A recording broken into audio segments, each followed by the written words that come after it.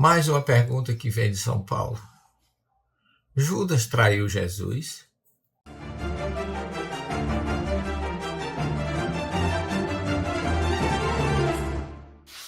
Essa pergunta é muito curiosa, porque Judas faz 2000 anos que todos nós sabemos e temos recebido o conceito de que Judas traiu Jesus. Se você ler Mateus, Marcos e Lucas, eles falam expressamente numa traição.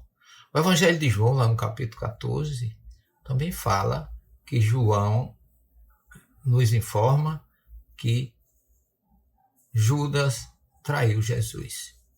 Mas quando a gente vai observar o verbo usado no momento, não é o verbo trair, é o verbo entregar. Só que essa entrega de Judas a Jesus de Jesus para os romanos é considerado pelo cristianismo até hoje como uma grande traição.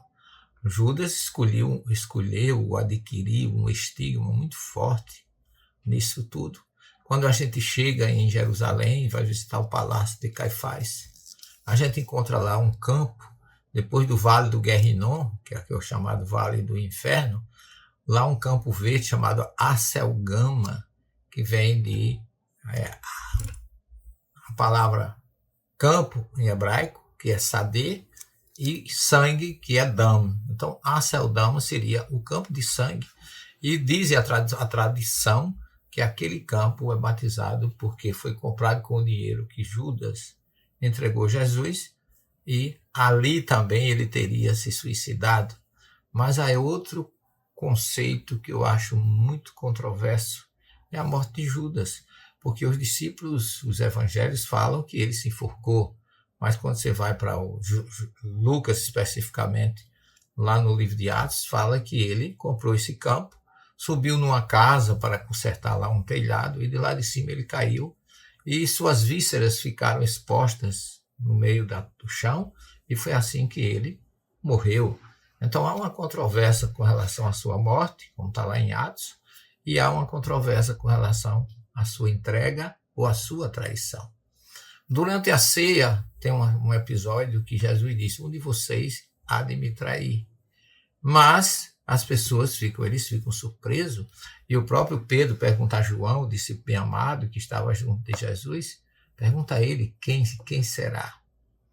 E Jesus diz: aquele que eu der o pão molhado, porque molhava-se o pão no sal ou no vinho e distribuía-se com aqueles que estavam na mesa.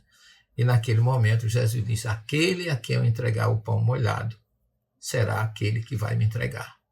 E naquele momento ele olha para Judas e diz: vai e faz logo o que tem que ser feito. Então, aí a gente cria uma interrogação: o que é que tinha que ser feito?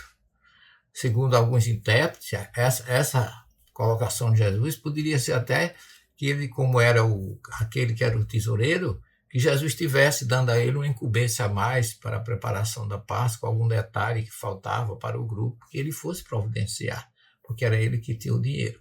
É mais uma dúvida que se tem aí. Na verdade, particularmente, eu acho que Judas fez o papel mais difícil. Você pode até nem concordar comigo, mas o projeto todo é de Jesus. Foi ele quem disse a Pedro, quando Pedro disse que ninguém ia deixar ele se padecer na mão dos sacerdotes, lá em Cesareia de Filipe, quando Jesus disse que ia ser entregue. O Filho do Homem precisa ser entregue na mão do sacerdote, ser preso e 3 dias depois ser crucificado. Estava no projeto de Jesus, alguém tinha que fazer esse papel. E um papel muito difícil, que coube a Judas, que até hoje é estigmatizado por isso. Mas ele tanto não concordou com a ideia de que ele fosse um traidor, que ele entregou Jesus achando que ele ia provocar ou promover uma revolução, e com essa revolução ia haver uma libertação do povo hebreu que estava, naquele momento, numa dificuldade muito grande com a opressão romana. E a ideia de Judas era que Jesus era realmente um Messias libertador, aquele que se encaixava perfeitamente nos princípios judaicos, dos conceitos que se falava acerca do Messias.